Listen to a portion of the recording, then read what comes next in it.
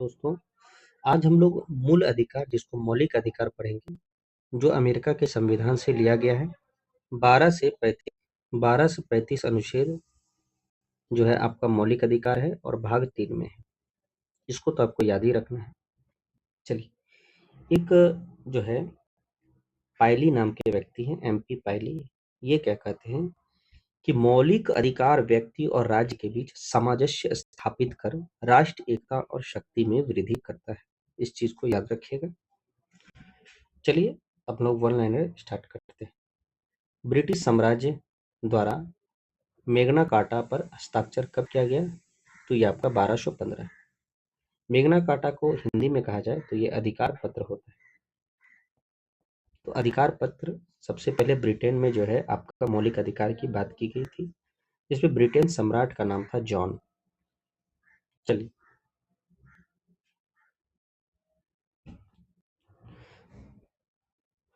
एक चीज याद रखिएगा, जैसे कि आपका 1215,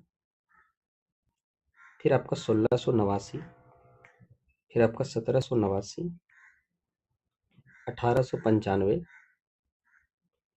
फिर आपका 1918 और 17, फिर आपका 1925, फिर 1928, फिर आपका 1931, फिर आपका 1934, फिर आपका 1935।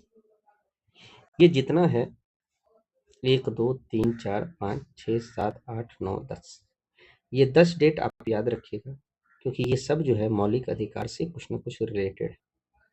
जैसे कि 1215 में सबसे पहले ब्रिटेन जो है आपका मौलिक अधिकार का बात किया था, जिसको मैग्ना कार्टा कहते हैं।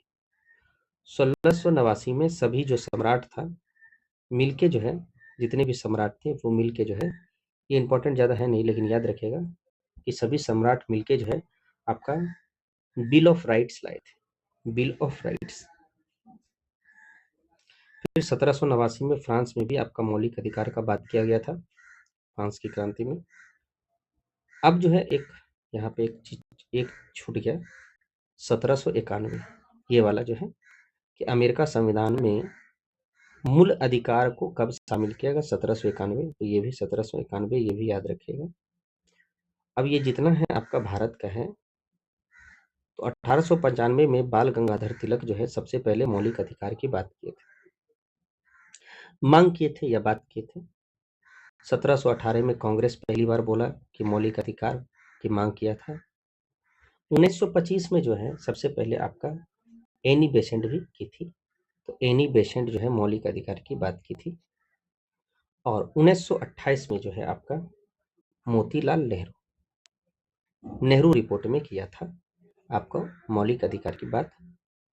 और 1931 में जो है प्रस्तावना पास हुआ, किसका? मौलिक अधिकार का। ये बहुत इंपॉर्टेंट है, जो कि कराची में हुआ था,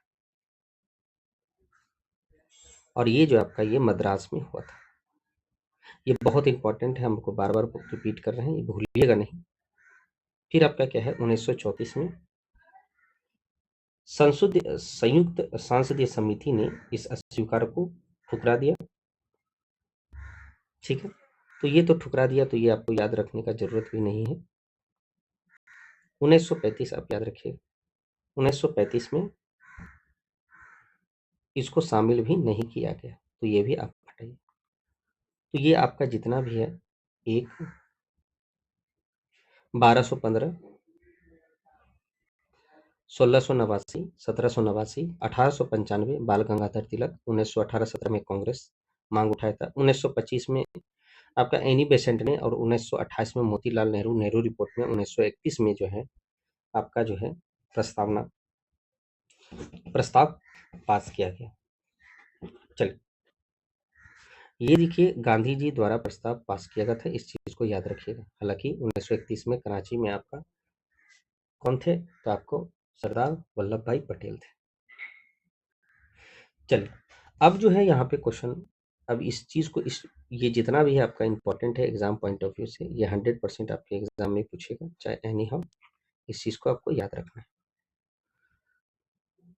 अब आया कि भारत में सर्वप्रथम मूल अधिकार की मांग, जो कि अभी जस्ट आपको बताए थे, कब? तो आपको 1895 में। बाल गंगाधर तिलक ने किया था। कौन सा? स्वराज विधेयक 1895।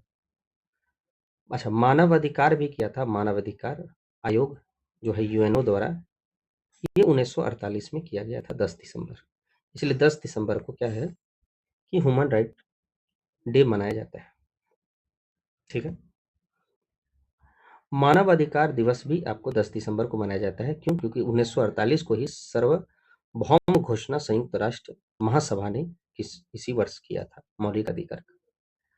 मूल अधिकार में परिवर्तन करने के लिए किसमें संशोधन करना पड़ता है? तो भैया संविधान में संशोधन करना पड़ता है। सभी मूल अधिकार किस प्रकार की शक्ति को मर्यादित करता है? तो विधेयी शक्ति, ये आपको याद रखना है। Commonwealth of India, Commonwealth of India bill है, किसने किया था? ये लाई थी एनी बेसेंट 1925 में, श्रीमती एनी बेसेंट, जो मूल अधिकार की बात की थी। कब? 1925 में। ये जो आपको लिखे, ठीक है, ये दोनों आपका इंपॉर्टेंट है। संविधान सभा द्वारा किसकी अध्यक्षता में मूल अधिकार पर परामर्श हेतु एक समिति का गठन हुआ?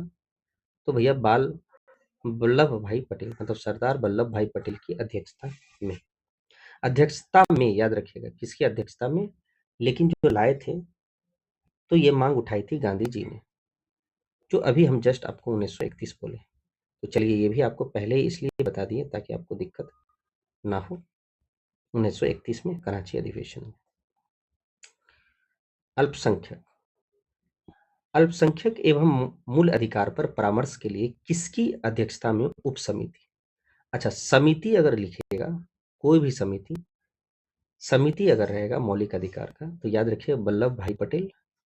लेकिन उप समिति आ गया तो याद रखिएगा 100% आपका जेबी कृपलानी होगा। किसका? अल्पसंख्यक प्लस मूल अधिकार समिति। ये आपको याद रखना है, भूलना नहीं है, चाहे कुछ भी हो, एग्जाम पॉइंट ऑफ व्यू से आपका सबसे इंपॉर्टेंट है। चलिए, अब जो है दूसरा क्वेश्चन ये है, एक सेकंड रुकिए।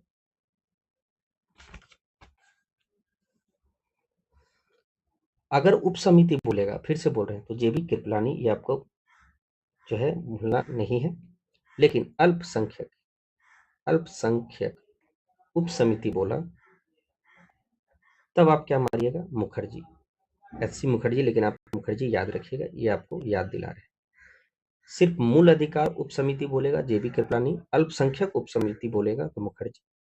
लेकिन मौलिक अधिकार मतलब मूल अधिकार प्लस अल्पसंख्यक सिर्फ समिति लिखा रहेगा, तो याद रखिएगा वो सरदार वल्लभ भाई पटेल हो। लेकिन उप रहेगा तो अल्प उप समिति मुखर्जी, मौलिक अधिकार उप समिति जेबी कृपलानी। ये है कि किसने मूल अधिकारों को हमारी भावना के साथ किया गया वादा तथा सभ्य विश्व के साथ की गई संधि है। तो भैया वही चीज है, बोला था मूल अधिकार हमारी भावनाओं के साथ किया गया वादा है तथा सभ्य विश्व के साथ की गई संधि है, डॉक्टर एस राधाकृष्णन ने बोला। याद रखिएगा, ये आपका एग्जाम पॉइंट ऑफ व्यू से बहुत इंपॉर्टेंट है, इसको आपको भूलना है ही नहीं।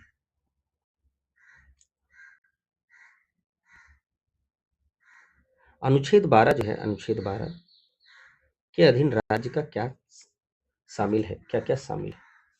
ये बहुत इंपॉर्टेंट क्वेश्चन है, ये आसान नहीं होता है, इसको ध्यान में रखना है आपको कि अनुच्छेद 12 जो है वही भाग 3 हम लोग जो पढ़ते हैं मौलिक अधिकार, उस अनुच्छेद 12 से 35 तक है। तो 12 क्या बोल रहे हैं कि भारत सरकार एवं भारत की संसद, ये आपका क्या है? अनुच्छेद 12 के अंदर राज्य है। याद रखिएगा, राज्य आपका राज्य तो है ही, प्लस राज्य बहुत सारा आपका क्या है? प्राधिकारी है। प्राधिकारी मतलब होता है, आप मेरी बातों को सुनिए, प्राधिकारी मतलब होता है जो विधि बनाता है, जो उप विधि बना सकता है, जो आदेश देता है, वह निकाय जो आदेश देता है, या ऐसा व्यक्ति जो आदेश देता है, विधि बनाता है, उप विधि बनाता है या अधिसूचना करता है। तो ये सब आपका क्या है? राज्य है। राज्य मतलब सिर्फ राज्य ही नहीं है, राज्य के साथ साथ बहुत, जैसे कि कल को आपका जो, जैसे कोई व्यक्ति जैसे कानून बना रहा है, जैसे राष्ट्रपति, तो ये क्या है? आपका राज्य है। मुख्य न्यायाधीश भी आपका क्या है? एक राज्य है। रेलवे बोर्ड भी आपका क्या है? एक विधि या कानून बनाता है, ये भी राज्य है। बैंक और बीमा बैंक और बीमा ये भी आपका राज्य है। BSNL ये भी आपका राज्य है। जैसे सांख्यिक संगठन विश्वविद्यालय ये भी आपका राज्य है।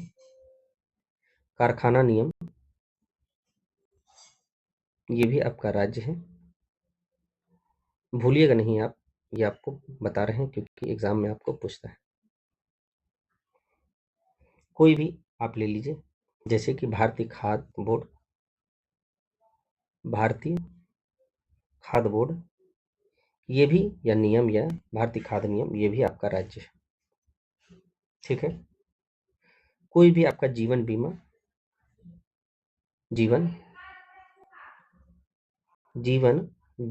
नियम ये भी आपका राज्य है। तो ये सब क्या है, आपका राज्य है। जैसे नगर पालिका ये आपका राज्य है। डिस्ट्रिक्ट मजिस्ट्रेट या डिस्ट्रिक्ट बोर्ड बोलते हैं, ये भी आपका राज्य है। ग्राम पंचायत भी आपका राज्य है। ठीक है। तो ये सब आपका राज्य है, याद रखिएगा। राज्य नहीं है ये भी ज़्यादा इंपॉर्टेंट है, जो कि एग्जाम में आपको पूछता है कि कौन राज्य नहीं। कौन राज्य नहीं है वो देख लीजिए। अगर बोलेगा कि भैया ये राज्य है कि नहीं, एग्जाम में पूछता है, क्योंकि अब तो क्वेश्चन का लेवल हाई हो गया है। तो याद रखिएगा,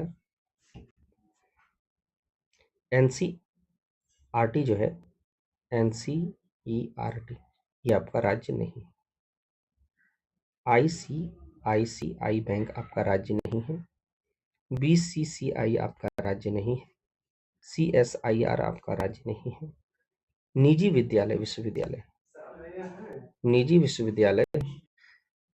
विश्वविद्यालय ये आपका राज्य नहीं है। न्यायालय, याद रखिए हम मुख्य न्यायाधीश नहीं बोल रहे हैं, ये भी आपका राज्य नहीं है। वक्फ बोर्ड जो आपका वक्फ बोर्ड जो बार बार पढ़ते हैं, वो भी आपका राज्य नहीं है। कोई भी, जैसे कि आपका BCCI तो आपको हो गया, ये राज्य नहीं है। राष्ट्रीय सहकारी उपभोक्ता संघ ये आपका राज्य नहीं है। NCERT आपको पता है, जैसे बुक चलता है वही NCERT का बात कर रहे हैं। ICICI बैंक, BCCI, CSIR, निजी विश्वविद्यालय, न्यायालय, वक्फ बोर्ड और 8 ये सब राज्य नहीं। बाकी जो भी आपको रुका है, जैसे लिखे हैं, न्यायपालिका, डिस्ट्रिक्ट बोर्ड, ग्राम पंचायत, राष्ट्रपति, मुख्य न्यायाधीश, रेलवे बोर्ड, बैंक, बीमा, विश्वविद्यालय, कारखाना, भारतीय खाद्य निगम और BSNL या जीवन बीमा ये सब राज्य है। तो वही स्थानीय प्राधिकारी और अन्य प्राधिकारी का बात कर रहा है। प्रत्येक राज्य का सरकार भी बात कर रहा है, राज्य का विधानमंडल का भी बात कर रहा है, भारत सरकार एवं भारत के संसद। हालांकि ये सिर्फ लिखा है पॉइंट में, ये सिर्फ पॉइंट में लिख दिया है, लेकिन आपको पता नहीं कि ये कितना इंपॉर्टेंट चीज़ है। अनुच्छेद 12 ही अनुच्छेद जो है आपका क्या बोलते हैं उसको, 152 में है, और वही आपका अनुच्छेद कितना 36 में है, 35 में। तो अनुच्छेद 12 बोलिए, अनुच्छेद 36 बोलिए, या अनुच्छेद 152 बोलिए, ये सब जो है आपका राज्य में आता है। चलिए, अब जो है ये तीनों ये याद रखना है, 12 भी राज्य का बात कर रहा है, 152 भी राज्य का बात कर रहा है, 36 भी आपका राज्य का बात कर रहा है। चलिए, पंचायत और न्यायपालिका भी आपको बोले ये सब राज्य है। तो भैया ये आपको भूलना नहीं है, चाहे एनी हो कैसे भी, ये पॉइंट है, ये भी आपको भूलना नहीं है। अब आगे है आपका कि किस पद की संविधान में परिभाषा नहीं दी गई है, तो नागरिकों के पिछड़े वर्ग की। तो भैया संविधान में परिभाषा, नागरिकों के पिछड़े वर्ग की परिभाषा नहीं दी गई है, ये आपको ध्यान में रखना है। चलिए आगे देखते हैं कि भारतीय संविधान के किस भाग में मूल अधिकार का उल्लेख किया गया है। मूल अधिकार का, तो याद रखिए ये तो भाग 3 में किया गया है और 12 से 35 अनुच्छेद तक, 12 से लेके 35 अनुच्छेद तक किया गया है। किस अनुच्छेद में मूल अधिकार का वर्णन है, अनुच्छेद बोल रहा है, तो भैया 12 से 35 जो कि बार-बार आपको रिपीट कर रहे हैं। मूल अधिकार कहाँ से लिया गया है, वही बोल रहा है, संयुक्त राष्ट्र अमेरिका से लिया गया है। और अमेरिका जो है सबसे पहले 1791 में जो है आपका, सबसे पहले तो ब्रिटेन 1215, लेकिन हम लोग मूल अधिकार लिए हैं अमेरिका से, जो कि अमेरिका में मूल अधिकार 1791 में आया था। चलिए, बहुत अच्छा क्वेश्चन है, आगे बढ़ते हैं। आपका एक सेकेंड देखिए, यहाँ 1791 में भारतीय संविधान का मेगना कार्टा, जिसको हम लोग अधिकार पत्र कहते हैं, संविधान को किस भाग को कहा गया है, तो संविधान का भाग 3 को मैग्ना कार्टा कहते हैं, या मौलिक अधिकार कह सकते हैं, 12 से 35 के बीच में, जो बार बार आपको रिपीट करा रहे हैं। मूल संविधान में कितने मूल अधिकारों का प्रावधान किया गया है, तो भैया मूल अधिकार टोटल 7 है। याद रखिएगा, मूल संविधान में अब तो 6 हो गया है। पहले जो है जब संविधान लागू हुआ था 26 जनवरी 1950, तब जो है मौलिक अधिकार जो कि अमेरिका से लिए गए हैं टोटल 7 था, लेकिन अब जो है सिर्फ 6 हो रह गया। अब जो है कितना रह गया, 6। ये चीज को आपको ध्यान में रखना है। और ये जो 6 रह गया वो 44वां संविधान संशोधन 1971 के तहत, 44वां संविधान संशोधन 1971 के तहत इस चीज को आपको ध्यान में रखना है। अब जो है आपका क्वेश्चन नंबर, संपत्ति का मूल अधिकार का प्रावधान संबंधित किस अनुच्छेद में किया गया था, तो आपका अनुच्छेद 19 के 1। तो 19 के को जो है का चो जो है तथा अनुच्छेद 31, ये जो है आपका क्या है, मूल अधिकार के प्रावधान में संपत्ति का अधिकार था, जो कि अब खत्म हो गया है। तो ना ही 19 का चो अब है, ना ही अनुच्छेद 31 है, ये दोनों आपका खत्म हो गया। अब जो है मूल अधिकार वर्तमान में कितना है, 6, जो कि आपको बतकी है। 14 से 18 ले जाइए तो समानता का अधिकार है, आगे पढ़ा जाएगा डिटेल में। स्वतंत्रता का अधिकार 19 से 22 तक है, तो याद रखिए, राइट टू फ्रीडम जिसको बोलते हैं।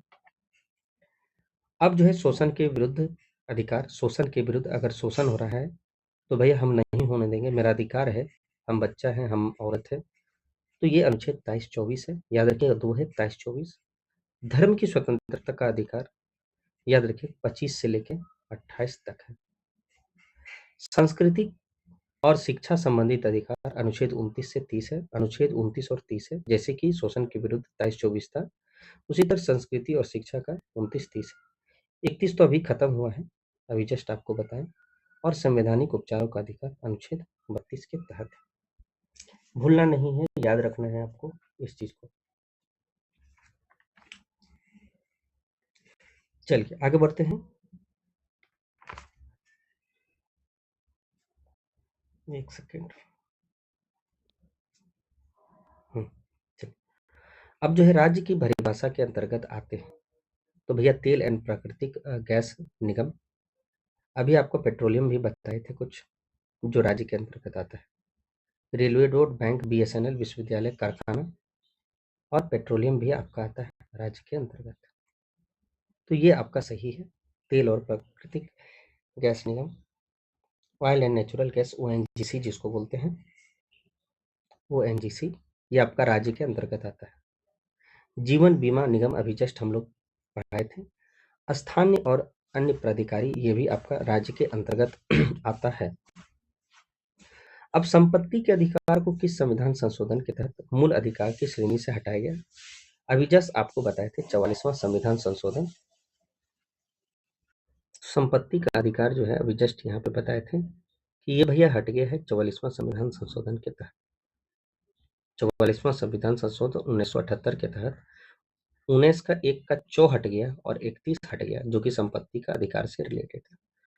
तो 44वां संविधान संशोधन 1978 के तहत संपत्ति का अधिकार, जो कि चला कहाँ गया, अनुच्छेद 300 को वही बोला, संपत्ति का अधिकार एक कानूनी अधिकार हो गया है जो कि 300 का को में चला गया है। किस अनुच्छेद में है? तो 300 के को में गया। संपत्ति का अधिकार जो है 44वां संविधान संशोधन द्वारा भाग 3 से हटाकर किस भाग में गया? तो याद रखिए ये भाग 12 है, याद रखिए अनुच्छेद नहीं है, ये भाग 12 में चला गया। तो भाग 12 का 300 का को संपत्ति का अधिकार बोलता है या रहता है उसमें। भारतीय संविधान के भाग 3 में राज्य की परिभाषा किस अनुच्छेद के अंतर्गत दी गई है? तो भैया 12। अगर भाग 4 में बोलेगा तो आप 36 अनुच्छेद 36 और एक जो है 152 अनुच्छेद भी, ये आर्टिकल 36, ये भी आर्टिकल 152 और अनुच्छेद 12 है। तो भैया ये सब जो है राज्य की बात करता है और सभी में एक ही राज्य है, मतलब राज्य की परिभाषा सब में एक ही है। तो ये बहुत इंपॉर्टेंट है, याद रखिएगा। चलिए, मूल अधिकार की प्रकृति किस प्रकार की है?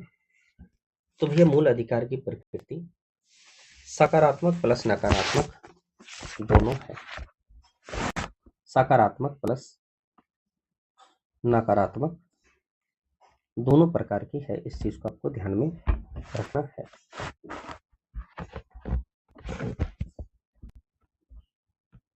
अब जो है जैसे कि सकारात्मक में कौन कौन आएगा?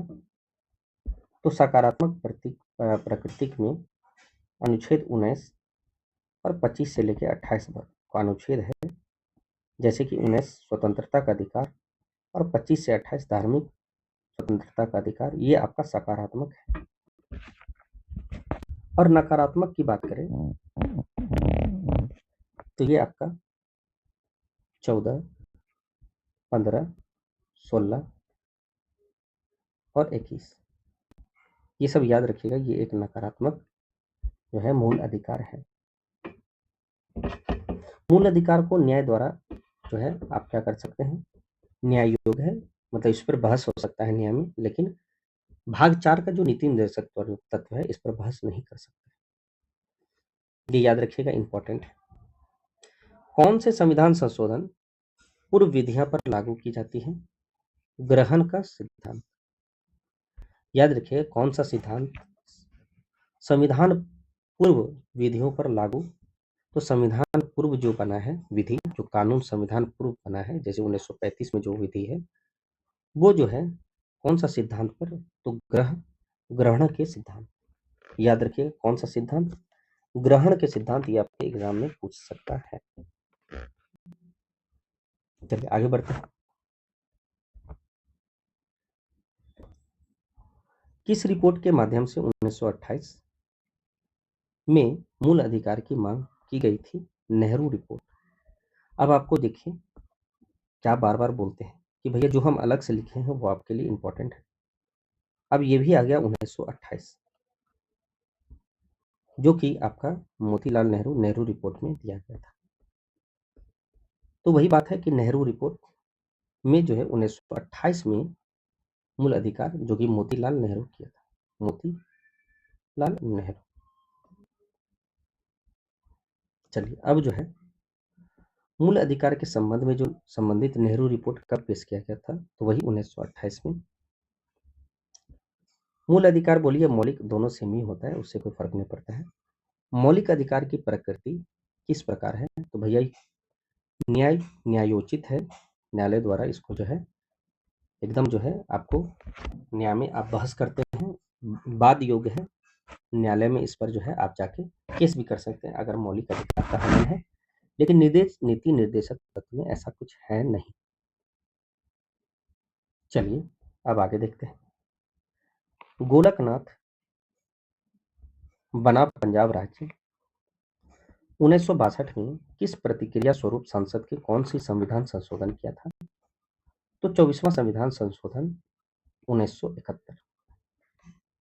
अच्छा, आपके मन में ये सवाल होगा 24वां संविधान संशोधन जो है ये क्या है? तो भैया ये है भविष्य लक्षी विधि का कानून। इसको हटाना है। 24वां संविधान संशोधन जो है, ये अनुच्छेद जो है संविधान, याद रखिएगा संविधान संशोधन को, बहुत इंपॉर्टेंट है, याद रखिएगा संविधान संशोधन को अनुच्छेद 13 के तहत विधि नहीं माना गया है। मेरे शब्द को ध्यान दीजिएगा कि अनुच्छेद 13 के तहत संविधान संशोधन को फिर से देखिए, जो भी आपका संविधान संशोधन होता है अनुच्छेद 68, अनुच्छेद 13 के तहत कानून नहीं माना गया, मतलब विधि नहीं माना गया, ये याद रखना है, नहीं माना गया।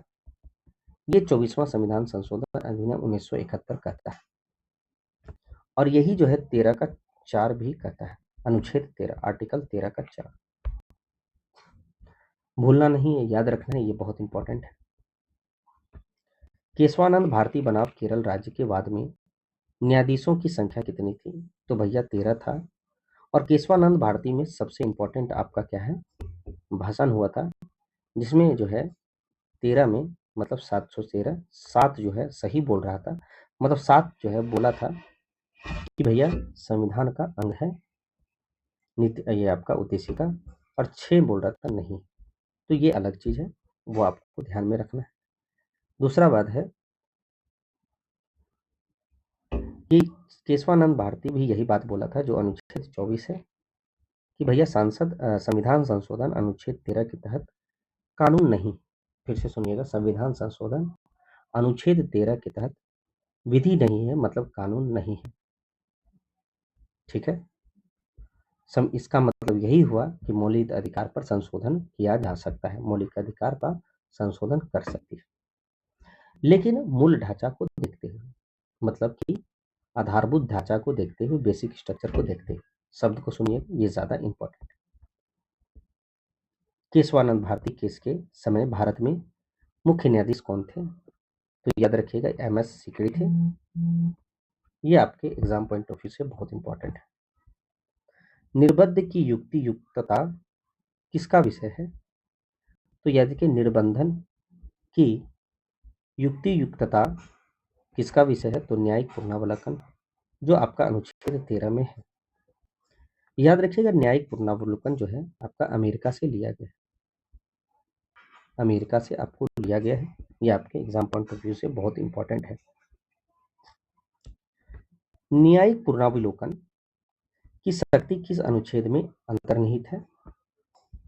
तो याद रखिएगा अनुच्छेद 13 है, अनुच्छेद 32 है, और अनुच्छेद 226 होना चाहिए, पता नहीं 136 कैसे है। ठीक है, 226 भी होगा आपका, अनुच्छेद 136।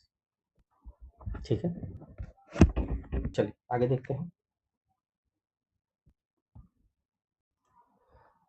संविधान के किस अनुच्छेद में वर्णित है कि किसी भी अध्यादेश, याद रखिएगा सबसे पहले अध्यादेश आपका 1861 में आया था कि अध्यादेश जारी करने की शक्ति। तो यहाँ पर बोल रहा है संविधान के किस अनुच्छेद में वर्णित है कि किसी भी अध्यादेश या अधिनियम के द्वारा मूल अधिकारों का छीन या समाप्त नहीं किया जा सकता। तो भैया यही है अनुच्छेद 13, और इसी को कहा जाता है न्यायिक पुनरावलोकन। कि अगर कोई लगेगा कि भैया मूल अधिकार का हनन हो रहा है, तो उसको फिर से न्यायिक पुनः उसको विलोकन किया जाएगा, दोबारा इसको देखा जाएगा और उसको क्या क्या है ध्यान दिया जाएगा। याद रखिएगा ये जो आप पढ़े हैं, कौन सा ग्रहण का सिद्धांत कहा गया आपका, जो कि एग्जाम के लिए बहुत इंपॉर्टेंट, कौन सा सिद्धांत संविधान के पहले जो विधि है उस पर लागू होता है? तो ग्रहण का सिद्धांत प्लस आपका कह सकते हैं आप क्या, अच्छा दान का सिद्धांत, अच्छा अच्छा अच्छा अच्छा दन का सिद्धांत, अच्छा दन का सिद्धांत। याद रखिएगा ये ग्रहण का सिद्धांत और अच्छादन का सिद्धांत। चलिए अब जो है आपका यहाँ पे फिर से देखिए, संविधान के अनुच्छेद 13 के संबंधित सिद्धांत कौन है? तो ये है अच्छादान का सिद्धांत, जिसको ग्रहण का सिद्धांत कहते हैं, और ये जो है आपका याद रखिएगा कि ये आपका एक तो अच्छादन का सिद्धांत, जिसको ग्रहण का सिद्धांत कहते हैं। सबसे पहले ये याद रखिए, आर्टिकल जो है ना, आर्टिकल अनुच्छेद 13 का एक यही कहता है, ठीक है। संविधान जो है, संविधान बना उसके बाद जो कानून है उस पर न्यायिक पुनरावलोकन अनुच्छेद 13 का 2 कहता है, ठीक है। तो पृथ्वीकरणीय का सिद्धांत और अधित्याग का सिद्धांत, ये तीनों आपको ध्यान में रखना है।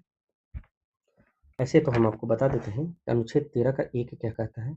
अनुच्छेद 13 का एक ये कहता है कि कोई भी जो है जो आपका संविधान लागू होने के पहले कोई भी आपका मूल अधिकार का हनन जो हो रहा है, जैसे कि मान लीजिए कोई संविधान पहले से लागू है, अगर वर्तमान में उसका हनन हो रहा है 1950 के पहले जो लगा हुआ है, तो वो खुद अपने आप में शून्य हो जाएगा। अगर मौलिक अधिकार का हनन हो रहा है तो वो अपने आप में शून्य हो जाएगा। संविधान संशोधन है, सॉरी।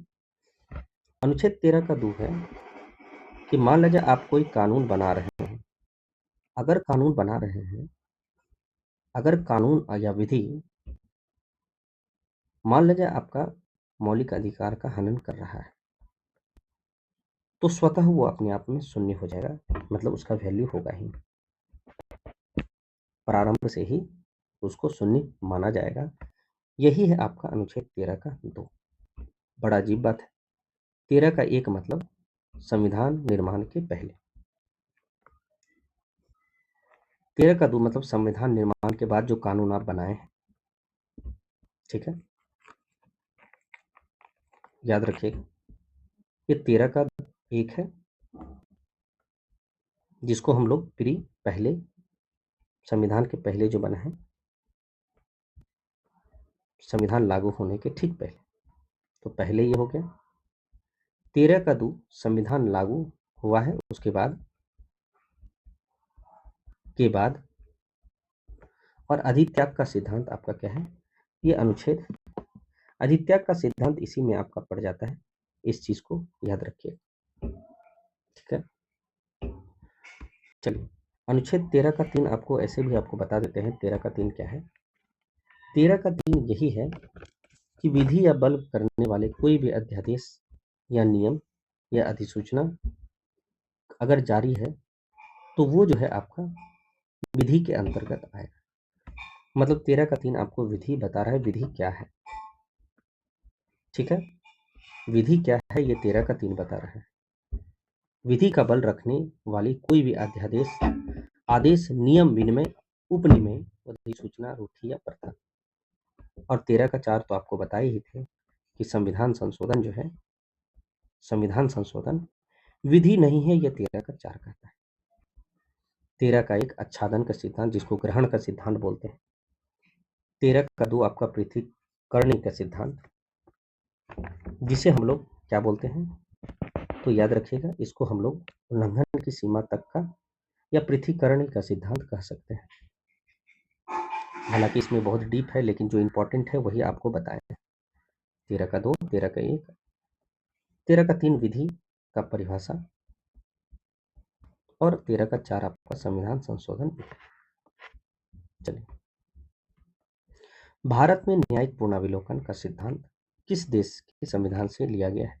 अभी जस्ट बोले आपको अमेरिका के सिद्धांत से, बार बार रिपीट कर रहे थे।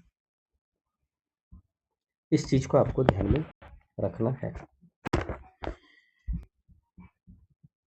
अब जो है आपका यहाँ पे अनुच्छेद 13 का 1 अभी जस्ट आपको बताएं कि पहले संविधान के पूर्व, जिसको प्री कहा जाता है, तो अनुच्छेद 13 1 के तो ये जो है के अंतर्गत संविधान के भाग 3 से असंगत किन विधियों को शून्य माना जाएगा। तो भैया 13 का 1 मतलब ही होता है कि संविधान के पहले जस्ट जो बना है वो शून्य माना जाएगा, जो आपको मौलिक अधिकार का उल्लंघन करता है, ठीक है। चलिए,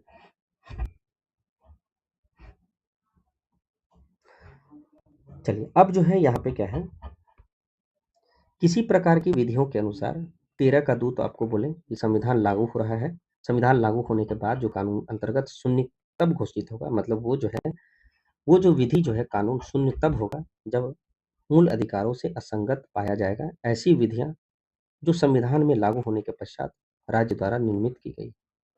याद रखिए, अगर लगेगा कि मूल अधिकार का उल्लंघन हो रहा है तो जो भी संविधान बनाया है राज्य उस राज्य के द्वारा निर्माण हुआ है तो वो जो है उसको खत्म किया जाएगा। ये आपका क्या बोल रहा है, अनुच्छेद 2, जो कि पोस्ट आपका कॉन्स्टिट्यूशन लॉ जिसको बोलते हैं, जिसको पृथकीकरणीय का सिद्धांत, पृथकीकरणीय का सिद्धांत। चलिए, अब यहाँ पर ये आता है कि विधि का अर्थ संविधान के किस अनुच्छेद से दिया गया है। तो भैया अभी जस्ट हम आपको बताएं कि विधि की परिभाषा 13 का 3 है। भूलना नहीं है, आपको याद रखना है, ये बहुत इंपॉर्टेंट है। तो विधि का परिभाषा 13 का 3 को आप याद रखिएगा, कौन है सर। मूल अधिकार की का सुरक्षा कवच किस अनुच्छेद को कहा जाता है। तो भैया न्यायिक पुनर्विलोकन कर सकते हैं, इसलिए अनुच्छेद 13 को मूल अधिकार का सुरक्षा कवच कहा जाता है। किस वाद के पश्चात उच्चतम न्यायालय ने आच्छादन जिसको ग्रहण का सिद्धांत प्रतिपादित किया है। तो भैया जब जो भिकाजी बनाम मध्य प्रदेश राज्य जो है, यही जो है 13 का क्या दिया है, एक आच्छादन का सिद्धांत। ये आपका एग्जाम में पूछा गया था, इसलिए आपको रिपीट करवा दिया गया है। बहुत इंपॉर्टेंट है एग्जाम पॉइंट ऑफ व्यू से, इसको आपको रट के याद रखना है।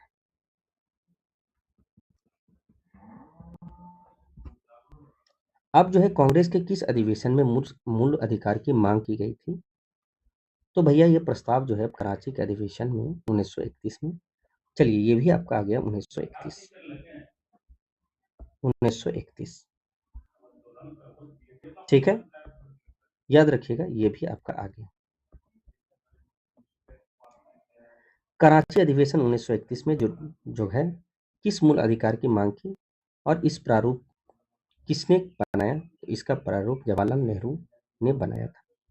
कराची अधिवेशन याद रखिएगा। चलिए आगे बढ़ते हैं। कराची अधिवेशन में जिस मूल अधिकार की मांग की गई थी, इसका प्रारूप याद रखिएगा, जवाहरलाल नेहरू। याद रखिएगा, जो मांग रखी थी ये आपका महात्मा गांधी, प्रारूप तैयार किए थे जवाहरलाल नेहरू, और अध्यक्षता जो 1931 में किए हैं कराची अधिवेशन में, ये वल्लभ भाई पटेल। भैया ये बहुत इंपॉर्टेंट है, मांग, ये अभी तक मांग आया नहीं है।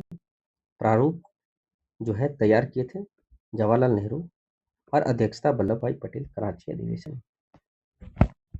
चलिए बहुत इंपॉर्टेंट है, ये कभी ना कभी आपके एग्जाम में पूछेगा ही। चलिए आगे बढ़ते हैं, देखते हैं क्या है।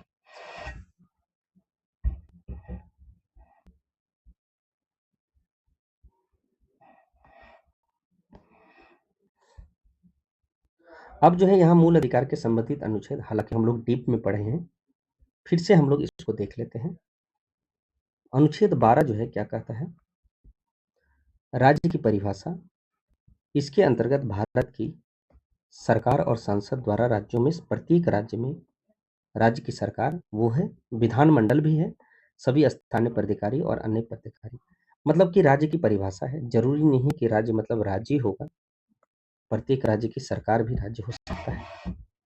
और राज्य में अभी जस्ट आपको बताएं, एक बार फिर से रिपीट करा देते हैं, डीप में आपको बताएं, जैसे कि न्यायपालिका, ग्राम पंचायत, डिस्ट्रिक्ट बोर्ड, राष्ट्रपति, मुख्य न्यायाधीश, रेलवे बोर्ड, बैंक, विश्वविद्यालय, कारखाना, पेट्रोल अधिनियम, भारतीय खाद्य अधिनियम, जीवन बीमा, बीएसएनएल, बैंक, रेलवे बोर्ड, ये सब आपका राज्य है।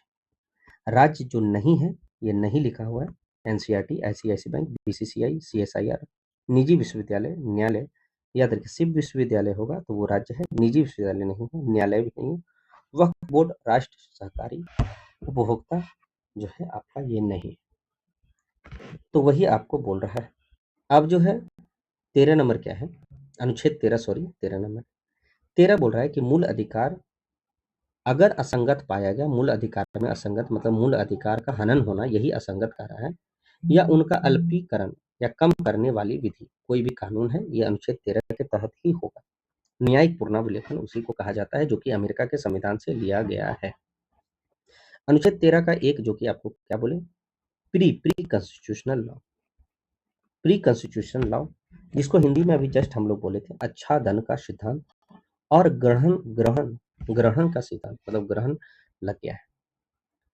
तो संविधान लागू होने के पूर्व पहले आपको बार बार बोल रहे हैं प्री, सभी विधि जो संविधान के भाग 3 में उल्लिखित मूल अधिकार से चाहे असंगत है या मूल अधिकार का हनन हो रहा है तो सभी उस मात्र का शून्य हो जाएगा।